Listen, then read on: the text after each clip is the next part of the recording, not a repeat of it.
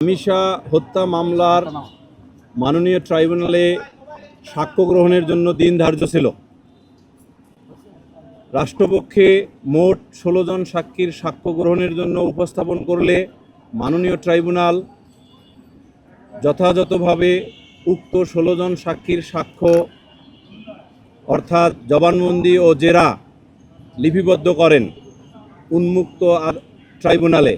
মাত্র একজন সাক্ষীর সাক্ষ্য রাইসা আক্তার অর্থাৎ ডিসিস্ট রামিসা আক্তারের বড় বোন, যেহেতু তিনিও শিশু ছিলেন, তার ক্ষেত্রে আমরা মাননীয় ট্রাইব্যুনালের আদেশ মোতাবেক ট্রায়াল ইন ক্যামেরা বা সহজে যেটা বলা হয় যে ক্যামেরা ট্রায়ালে অনুষ্ঠিত হয়েছে বলে আমরা অংশগ্রহণ করেছি। সব মিলে ১৬ জন সাক্ষীর সাক্ষ্য আইন অনুযায়ী যথাযথভাবে আজকে ট্রাইব্যুনালে গৃহীত হয়েছে এবং নারী ও শিশু নির্যাতন দমন আইনের ২০-২ উপধারা অনুসারে যেহেতু বলা হয়েছে যে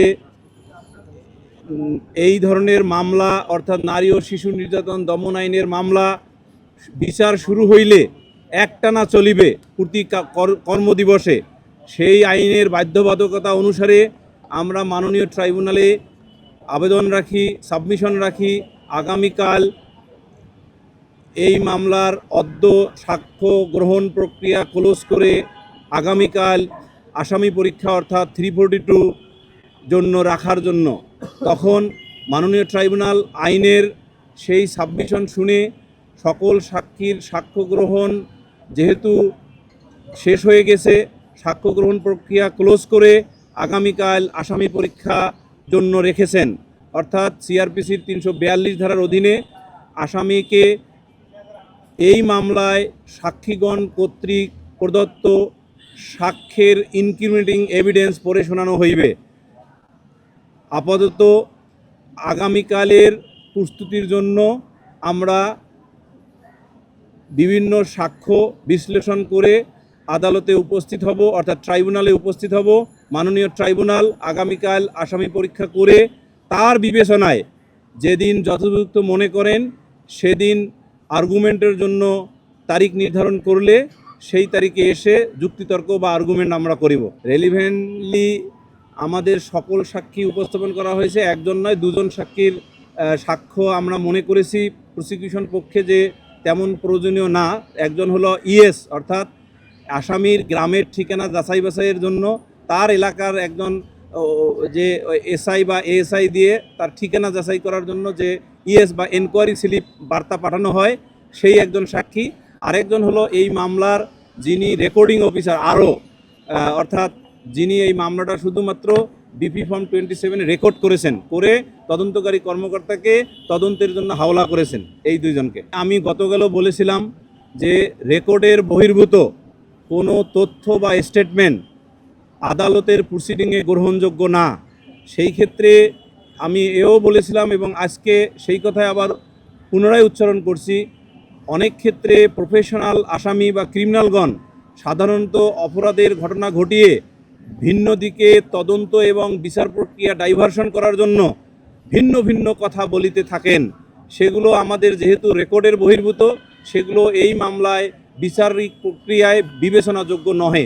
আমরা একটা নজির বলতে পারি, সেটা হলো যে 1882 সালে মুলুক চাঁদ চৌকিদারের মেয়ের, সেই মেয়েটি ছিল 9 বছরের একটি শিশুকন্যা, তার হত্যাকাণ্ডের সেই বিচারটি মাত্র একদিনে অর্থাৎ 16ই মে 1822 সালে নদিয়া জেলার দায়রা আদালত, তৎকালীন দায়রা আদালত সম্পন্ন করেছিলেন। তাহলে আর আমাদের আইনে বলা আছে যে একটানা চলিবে, সেই অর্থে আমরা আজকে উপস্থাপিত সকল সাক্ষীর সাক্ষ্য গ্রহণ শেষে আদালতের নিকট আবেদন করি আগামীকাল 342-র জন্য ডেট নির্ধারণের জন্য, এবং আদালত তাই করেছেন এবং ইহা আইনের অধীন যথাযথ এবং আমাদের সাবকন্টিনেন্টে বিদ্যমান এই নজিরের আলোকে এই মামলার প্রসিডিং এগিয়ে যাচ্ছে যথাযথ বিচারের এবং ন্যায় বিচারের স্বার্থে। আমরা আমাদের সুনির্দিষ্ট অভিযোগের নিরিখে বা সুনির্দিষ্ট অভিযোগের প্রমাণের স্বার্থে সাফিসিয়েন্ট উইটনেস এবং তাদের মাধ্যমে এভিডেন্স আদালতে উপস্থাপিত করা হয়েছে এবং আমরা অবশ্যই সর্বোচ্চ শাস্তির জন্য আর্গুমেন্টে আমরা যখন সাবমিশন রাখবো তখন আপনারা বুঝবেন যে হ্যাঁ আমরা সর্বোচ্চ শাস্তির জন্যই আর্গুমেন্ট করব আজকে রেকর্ডেড এভিডেন্সের আলোকে। যিনি পোস্টমর্টেম করেছেন তিনি তার পোস্টমর্টেমের ওপিনিয়নে আজকে উন্মুক্ত ট্রাইব্যুনালে সাক্ষ্য দেওয়ার সময় বলেছেন there are signs of recent forceful sexual intercourse.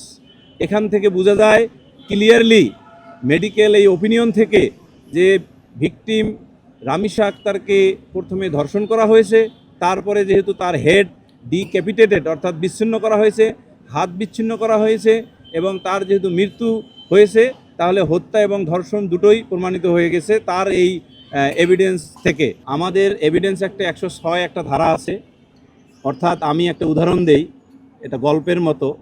আপনাদের যাদের ওয়াইফ আছে, আপনারা বিভিন্ন সময় শুনেছেন যে ওয়াইফ কিলিং কেস। আপনাদের বাড়িতে অথবা যে সকল ঘটনায় যে সকল স্বামীর বাড়িতে স্ত্রী মারা গিয়েছেন অতীতে, অথবা আপনাদের ভবিষ্যতে স্ত্রী যদি মারা যায় আল্লাহ না করুক, সেই ক্ষেত্রে আপনাদেরকেই ব্যাখ্যা করতে হবে কেন আপনার স্ত্রী মারা গেছেন।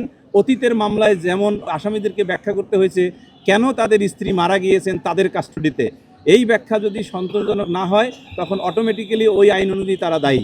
তাই এখানে যেহেতু 1 নম্বর আসামি সোহেল রানা এবং 2 নম্বর আসামি স্বপ্না খাতুনের বসবাস করা ফ্ল্যাটের তাদের শয়নকক্ষে এবং তাদের ব্যবহৃত বাথরুম এবং ফ্লোরে সমস্ত আলামত ধর্ষণ এবং হত্যাকাণ্ড পরবর্তী যে আলামতগুলো সব পাওয়া গিয়েছে, সুতরাং তাদের এই দায়, এই যে সার্কামস্টেন্সিয়াল এভিডেন্স বলে আরও একটি, সেই সার্কামস্টেন্সিয়াল এভিডেন্সের আলোকে দিবালোকের মতো প্রতিষ্ঠিত এবং প্রমাণিত।